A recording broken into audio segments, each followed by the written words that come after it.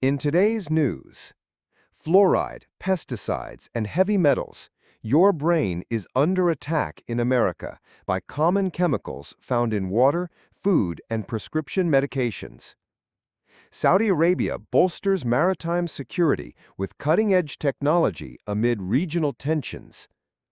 Over half of Berlin's new police recruits need German language training, officials admit. Putin doesn't seem worried as the EU's 19th sanctions package would hit Russian banks and oil.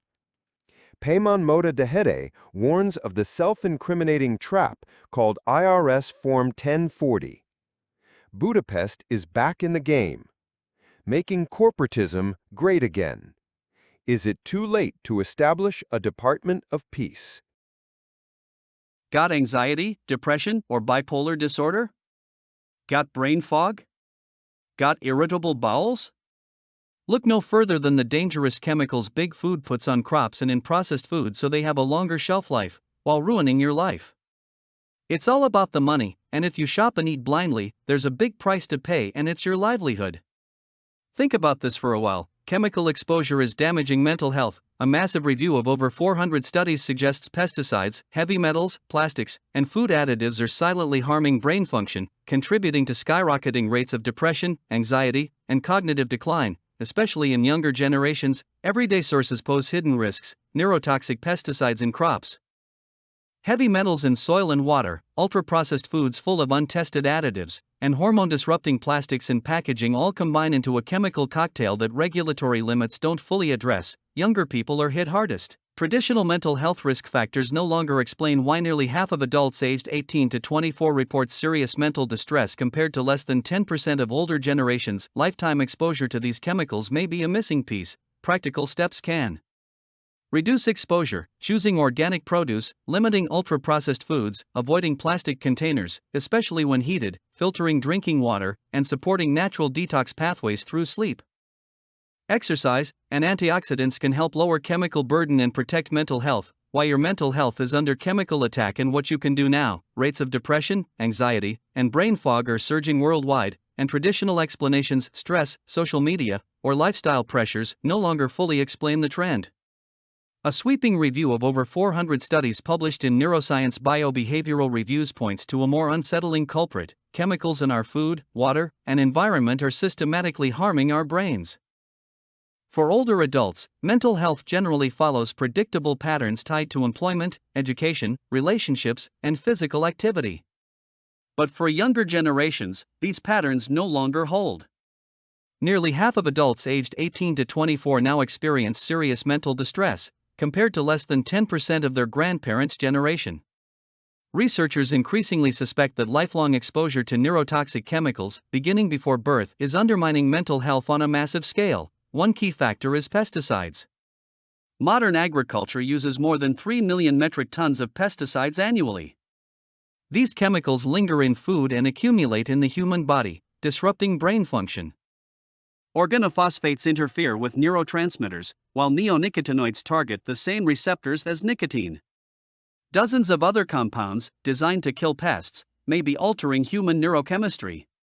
Safety limits rarely account for lifelong exposure or chemical combinations. Heavy metals are another slow, silent threat. Lead, mercury, arsenic, and cadmium contaminate soil and water, infiltrating brain tissue over decades. Even levels once considered safe are now linked to increased depression, anxiety, aggression, and cognitive decline. Mercury interferes with neurotransmitter production. Arsenic is tied to neurological problems. Recent research even detected heavy metals in cerebrospinal fluid from people in suburban neighborhoods, suggesting widespread exposure. Ultra-processed foods compound the problem. Making up more than half of many people's daily diet, they contain hundreds of additives, preservatives, artificial colors, and flavor enhancers, most never tested for brain effects. These foods disrupt the gut microbiome, trigger brain inflammation, and interfere with neurotransmitter production. Even natural flavors can conceal hundreds of unregulated chemicals. Evidence increasingly links ultra-processed food consumption to depression, anxiety, and cognitive problems, possibly accounting for a third of mental distress in some populations. Plastic packaging introduces yet another layer of risk. Bisphenol, phthalates, and microplastics migrate into food, especially when heated. These endocrine disruptors destabilize the hormone systems that regulate mood, sleep, and stress responses. Alarmingly, microplastics have been detected in human brain tissue at higher concentrations than in other organs. Something as simple as microwaving food in plastic can release millions of microplastic particles in minutes. A critical factor is the cocktail effect. Safety testing typically examines single chemicals, but in real life, people are exposed to mixtures. Even if each exposure falls below regulatory limits, their combined effects could overwhelm the brain's ability to maintain normal function, explaining why mental health issues continue rising despite supposedly safe exposure levels. But there is hope. You can reduce your chemical burden by choosing organic produce, especially from the dirty dozen, washing all fruits and vegetables, cutting back on ultra-processed foods, avoiding artificial additives, replacing plastic containers with glass or stainless steel, never microwaving plastic, and installing quality water filtration systems. Supporting detoxification through sleep, exercise, and antioxidant-rich foods strengthens the body's natural defenses. Chemical contamination of our food supply represents a vast, uncontrolled experiment on human health. Evidence increasingly suggests these exposures play a major role in declining mental health. The question is no longer whether chemicals are affecting our brains, it's what actions we take now to protect them. In an effort to bolster its maritime security and counter potential threats from Iran, Saudi Arabia has deployed the Triton AUVSV, a high-tech autonomous vessel capable of both surface and underwater operations. This move marks a significant step in Riyadh's strategic approach to regional security, leveraging advanced systems for both defense and development. According to Mike Clark, Vice President for National Strategy at Ocean Aero, Saudi Arabia is already operational with the Triton, which provides 360-degree surveillance, real-time imaging, environmental monitoring and secure communications through satellite and cellular networks. The acquisition of the Triton underscores Saudi Arabia's broader ambitions to strengthen its control over the Gulf region while also promoting itself as a pioneer in integrating security, sustainability, and innovation. This investment comes at a time when the region's security dynamics are rapidly evolving, with Iran posing a significant threat to Gulf stability. Saudi Arabia's early adoption of these technologies reflects a proactive strategy aimed at safeguarding its interests and ensuring global oil market stability. Since the 2014 Houthi takeover of Yemen, the Gulf region has seen an increase in maritime threats, culminating in Houthi rebel attacks on international shipping in the Red Sea. These attacks have disrupted trade flows and raised concerns over the safety of critical energy infrastructure in the region. The Triton's advanced capabilities, such as 360-degree surveillance and real-time imaging, are designed to address these threats head-on, enhancing Saudi Arabia's ability. In an effort to bolster its maritime security and counter potential threats from Iran, Saudi Arabia has deployed the Triton AUVSV, a high-tech autonomous vessel capable of both surface and underwater operations. This move marks a significant step in Riyadh's strategic approach to regional security, leveraging advanced systems for both defense and development.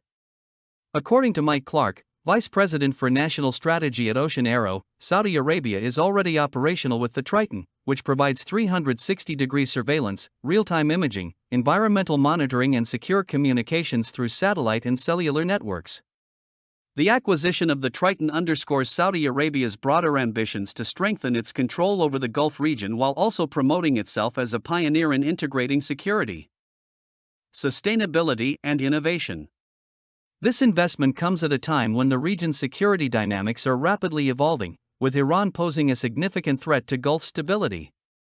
Saudi Arabia's early adoption of these technologies reflects a proactive strategy aimed at safeguarding its interests and ensuring global oil market stability. Since the 2014 Houthi takeover of Yemen, the Gulf region has seen an increase in maritime threats, culminating in Houthi rebel attacks on international shipping in the Red Sea.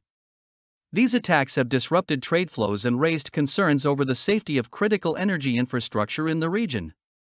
The Triton's advanced capabilities, such as 360-degree surveillance and real-time imaging, are designed to address these threats head-on, enhancing Saudi Arabia's ability to respond quickly and decisively to any aggression. Saudi Arabia's strategic investments in advanced maritime and defense technologies reflect a proactive approach to regional security in the face of increasing instability. As tensions continue to rise, the kingdom's multi-pronged approach, combining military strength with diplomatic engagement, will be crucial in maintaining stability in the Gulf.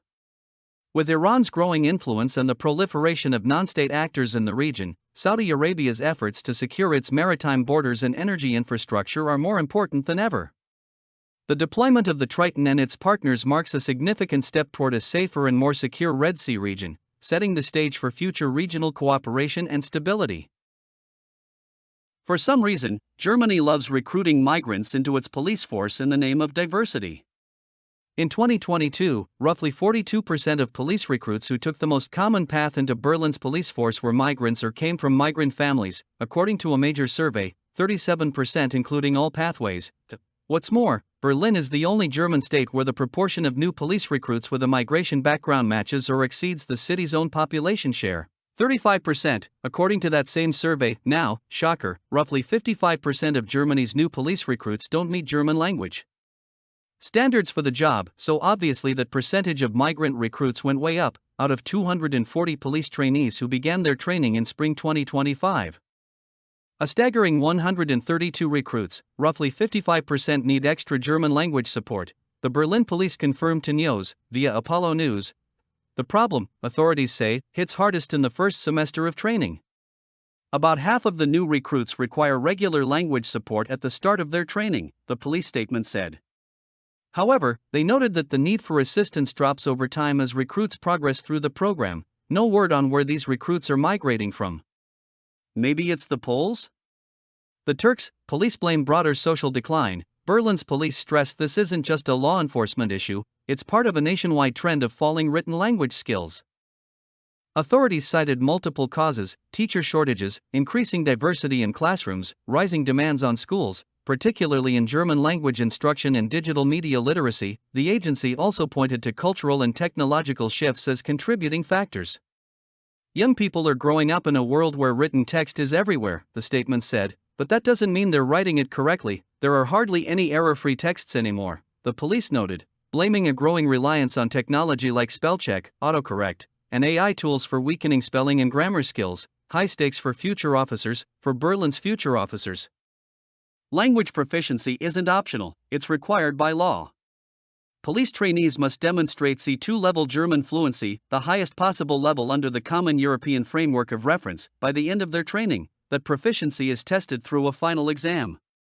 Failing twice means automatic dismissal from the police force under Berlin's Police Act, the agency confirmed. Berlin's recruitment challenges come amid growing concerns about Germany's education system, integration policies, and workforce shortages. But for law enforcement specifically, the stakes are higher than ever. Police officers must be able to write reports, testify in court, and communicate flawlessly in complex, high-pressure situations. Bigger questions about integration and standards. The numbers highlight a broader debate over educational decline, integration policy, and workforce standards in Germany. Critics argue that lowering expectations in schools, combined with rising classroom heterogeneity, has left new generations less prepared for professional demands, especially in fields like policing, where precision in language can affect public safety. As Berlin struggles to recruit and train enough officers, questions are mounting about whether Germany's schools are adequately preparing graduates for essential roles, and whether institutions like the police force will eventually lower entry requirements to keep up with staffing shortages. Good language skills are mandatory for the job, the Berlin police stressed. The United States, Europe, and Ukraine are still pinning their hopes on witnessing a Russian economic collapse that theoretically will hasten a desperate Putin to the negotiating table, where he'll make significant compromise. That's according to Treasury Secretary Scott Bessent in a Meet the Press interview Sunday. He said, "We are prepared to increase pressure on Russia, but we need our partners in Europe to follow," urging Europe to act more aggressively. He said, "We are talking about what the two, the EU and the US, do together.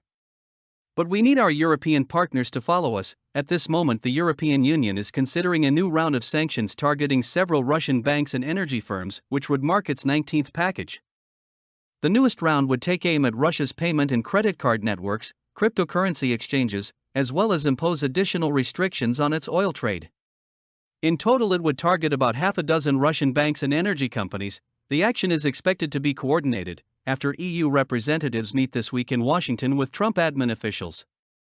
Have nearly 20 rounds of sanctions really put the squeeze and hurt on Russia enough to impact Putin's war aims?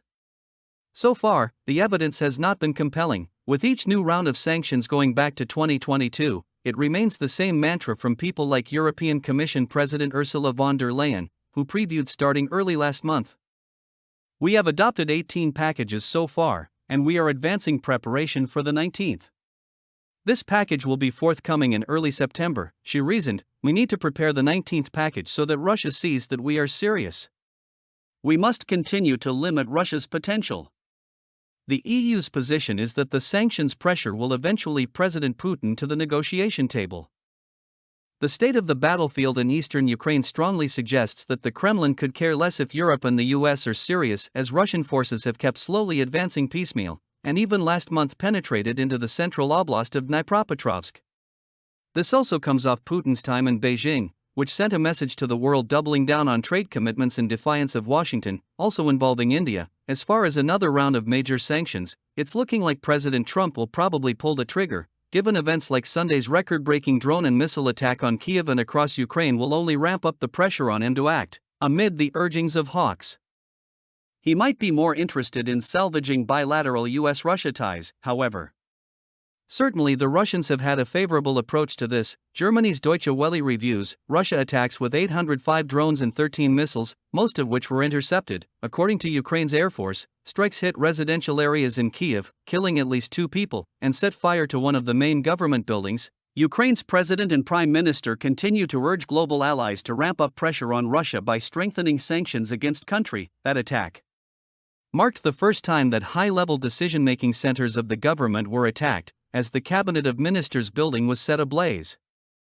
Which is not far from Zelensky's office. There remains no forward movement on getting Putin and Zelensky into top-level negotiations, as Trump has sought, and Zelensky even said he won't go to the capital of that terrorist, Putin.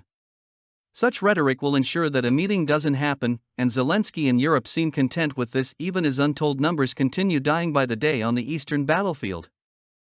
Payman Matahida argues that federal income tax laws, as outlined in the Internal Revenue Code, were never intended to apply to residents of the 50 states, but rather exclusively to Washington, D.C., exposing a decades-long legal loophole exploited by the IRS. Matahida describes the Form 1040 as a self-incriminating trap, claiming that by filing it, individuals unknowingly confess to tax liability. He asserts that the IRS relies on fear and misinformation, coercing Americans into compliance. Despite approximately 80 million Americans not filing tax returns, the IRS focuses on those who do file, avoiding costly legal battles to prove tax liability against non-filers.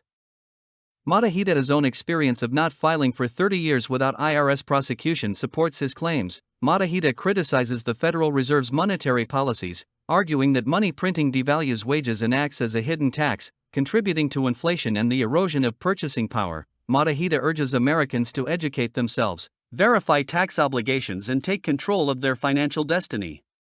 He advocates for a return to a localized tax structure and offers resources through Freedom Law School to help individuals free themselves from IRS deception. In a riveting Health Ranger Report interview, tax reform advocate Payman Matahida from Freedom Law School has once again stirred the pot, challenging the very foundation of federal tax enforcement in the United States. As the nation approaches the dreaded tax filing deadline, Matahida's message is both timely and provocative.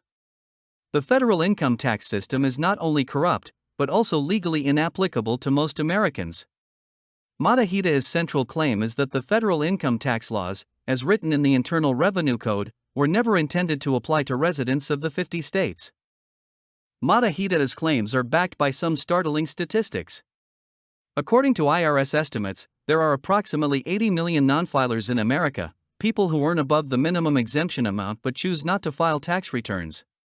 Despite this, the IRS has not aggressively pursued these individuals, focusing instead on those who do file and, in doing so, confess their tax liability under penalty of perjury. Matahida explained that Hollywood actor Wesley Snipes went to prison not because he didn't pay taxes, but because he followed baseless legal theories. The tax law expert added that the IRS thrives on fear and misinformation. He stated that if you don't confess on the 1040 form, the IRS must initiate expensive legal proceedings to prove you owe them money. Matahida's own experience is a testament to his claims.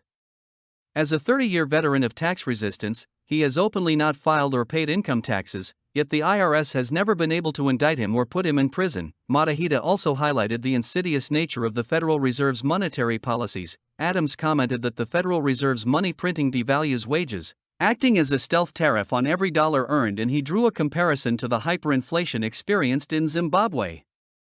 The pro-liberty publisher and podcaster pointed out that even if you don't pay taxes directly, you are still being taxed through the devaluation of the dollar. Matahida agreed, emphasizing that the privately owned Federal Reserve banking system creates money out of thin air, leading to inflation and the erosion of purchasing power. The IRS income tax is there to reduce the amount of money in the system, otherwise, we'd have hyperinflation like what happened at Zimbabwe, he explained. The interview took an intriguing turn when Matahida was asked about President Donald Trump's proposal to eliminate the IRS. While the tax expert believes this is a positive step, he cautioned that it cannot be achieved without a fundamental understanding of the tax laws. Trump doesn't know that the income tax does not apply to the people of the 50 states, Matahida said. All he needs to do is enforce the law as written and inform the public that they are not required to file income taxes. He suggested that Trump could limit the IRS's jurisdiction to Washington, D.C. and shift the focus to taxing foreign entities and immigrants, rather than burdening American citizens. Matahida's message is clear: Americans have been deceived for too long. He urges individuals to educate themselves, verify the information and take action. In particular, he challenged taxpayers to ask their accountant to prove in writing that they must pay federal income tax. If their accountant can't prove it, they shouldn't be paid for filing their taxes. As the interview concluded, Matahida reiterated his call for Americans to exercise their rights and take control of their financial destiny. In a time of economic uncertainty and political turmoil, Matahida's message is a rallying cry for financial freedom and self-empowerment. Whether or not Trump succeeds in dismantling the IRS, Matahida's insights offer a path for individuals to reclaim their financial sovereignty. Recent buzz about the possibility of Trump selecting Budapest to host peace talks between Russia and Ukraine has brought Hungary back into the public consciousness.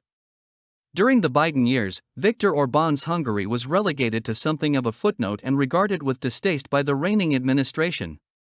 Now, Hungary has moved from adversary to ally in record time, a welcome reset that offers a window into Trump's recalibrated foreign policy. As early as the 2020 campaign, then-candidate Biden branded Hungarian Prime Minister Viktor Orbán a thug and lumped Poland and Hungary together as totalitarian regimes, incendiary language that prior U.S. presidents avoided, even when the two countries were under actual totalitarian control of the Communist Party. It was hardly surprising, then, that in 2021 President Biden chose a gay, married LGBTQ activist with 2 adopted children as ambassador to Hungary, a country whose constitution defines marriage strictly as a union between a man and a woman, bans adoption by same-sex couples, and enforces some of Europe's toughest child protection laws. U.S. Ambassador David Pressman ignited tensions by denouncing Hungary's conservative stance on marriage and its 2021 Child Protection Act, which forbids gender propaganda in K-12 schools. Ambassador Pressman's dinner parties became the new hot venue of Budapest's foreign-funded progressive activists and influencers, including notable anti-Semites. Pressman raised the pride flag outside the U.S. Embassy in Budapest, hosted the embassy's first Family Pride event, which targeted children, and was a flag-bearer at Budapest's annual Pride March. In response, Hungarian Foreign Minister Peter Szijjártó accused him of overstepping. For his part, Prime Minister Viktor Orbán, whom Pressman never met during his entire tenure, called the American ambassador's actions an affront to Hungary's sovereignty. In July 2022, Biden unilaterally terminated the 1979 U.S.-Hungary double taxation treaty, which had spared U.S. firms and Hungarian expats from double taxation, easing cross-border business. These avoidable clashes damaged diplomatic relations, shifted bilateral engagement from conference tables to petty Twitter spats, and distracted from core U.S. interests in the region. Trump's second term occasioned a 180-degree shift. In early 2025, Trump appointed seasoned career diplomat Robert Palladino as charge d'affaires, adding much-needed diplomatic finesse to the relationship and focusing on the core civilizational values both countries share. In an interview with Budapest's diplomatic circle less than 1 month after his appointment, Palladino envisioned a golden age in relations, prioritizing prosperity over ideology. The State Department's annual human rights report, long criticized as a vehicle for disciples of Obama's wingwoman Victoria Nuland to bash right-wing governments around the world, is now institutionally refocused on natural rights. The State Department has also ceased to fund, via USAID and other vehicles, progressive pet projects of the Washington establishment in Hungary. Trump's team and Hungary's business-minded foreign minister are also moving quickly to boost bilateral trade volume. Trump has lifted sanctions on Hungary's Pax nuclear plant upgrade and signed an agreement for U.S. technology in small modular reactors. That the U.S.-based GE Vernova is set to take on a key role in the Pax expansion, breaking into a project long dominated by Russia's Rosatom, is a strategically important move for both countries. The revitalized partnership has also deepened strategic alignment between the two nations, particularly against EU overreach and anti-Trumpism in Brussels. In April of this year, Hungary alone voted against EU retaliatory tariffs on $23 billion of U.S. goods. Rather than merely scolding Hungary for its relations with China as Biden did, now former Deputy Secretary of State Kurt Campbell focused on countering Beijing's influence, with U.S. investments diversifying Hungary's economy. With defense spending above NATO's 2% threshold, something even Canada, Belgium, and Spain can't claim, Hungary has bolstered its security credentials. This strategic reset also tracks with a shared approach to ending the Ukraine war. Orbán allied with Trump against the bellicose, one-dimensional, war-driven agenda shared by manifold lawmakers in Washington and Brussels alike. While all 26 other EU nations endorsed continued military aid to Ukraine at a March 2025 summit, Hungary alone refused. Orbán's argument was that Europe cannot finance the war without US support, and that Trump's push for peace talks offers the only viable path. Hungary awaits a permanent US ambassador in Budapest. Palladino is currently serving ad interim. Yet the US-Hungary reset is genuine and carries greater geopolitical weight than many expected. Whether or not Budapest ends up hosting the next meeting between Trump, Putin, and Zelensky, the fact that the possibility was floated is itself a significant indicator of how profoundly the international dynamic has shifted. After years of tension under Biden, Hungary will be a key player in the days and years to come. President Trump has recently endorsed a policy that is arguably as socialist as anything proposed by New York mayoral candidate Zoran Mamdani or Senator Bernie Sanders: partial government ownership of private corporations. Earlier this year, as a condition of approving Nippon Steel's purchase of U.S. Steel, President Trump demanded Nippon give the U.S. government a golden share in U.S. Steel. This golden share allows the U.S. government to overrule Nippon's management if the government determines Nippon is acting against U.S. national security, which means the government can overrule many decisions made by Nippon's management. Unfortunately, Nippon was not a one-and-done excursion into corporatism. President Trump recently struck a deal with computer chip manufacturer Intel to give the company $8.9 billion in government subsidies in exchange for 10% of Intel's stock. This deal makes the U.S. government Intel's largest stockholder. The Trump administration has promised that it will not use its position to undermine Intel's board. However, the administration is reserving the right to counter Intel's board if the administration determines the board is taking an action that would adversely impact the relationship of the company or its subsidiaries with the U.S. government. So, the Trump administration is yet again giving itself power to manage a nominally private company. Enabling the government to control a private company, even if the government does not actually exercise its power, means the company's management will base its decisions on what will please those currently in power, rather than on the desires of consumers.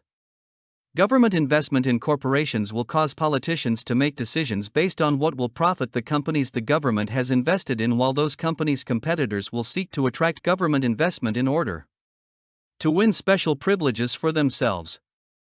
A corporation partially owned by government will be considered too big to fail, since its failure would cause the government to lose the money invested in the businesses. So, the argument will be that a bailout will save the taxpayers money. According to a 2024 analysis by the World Bank, an organization not known as a supporter of free market economics, companies of which government owns 10% or more are 6% less profitable and have workforces that are 32% less productive. Some members of the Trump administration have suggested that the federal government take a partial ownership interest in defense contractors like Lockheed Martin and Boeing. Commerce Secretary Howard Lutnick has pointed out that big defense contractor Lockheed Martin, for example, is basically an arm of the U.S. government, since almost all its revenue comes from the U.S. government. Secretary Lutnick has a point, but the closeness between the Pentagon and big corporations is an argument for restoring a non-interventionist foreign policy. Giving the government an ownership interest in defense contractors would allow the war party to argue that militarism is good for the taxpayer because it boosts the value of the government's investments. Government investment in private businesses will only worsen the twin plagues of corporatism and cronyism that afflict our political and economic systems. Instead of further entangling government and business, those seeking to make America great again should work to end the welfare warfare regulatory state and the fiat money system that makes it possible. The only path to prosperity is through a true free market, limited government, and a foreign policy of peace and free trade.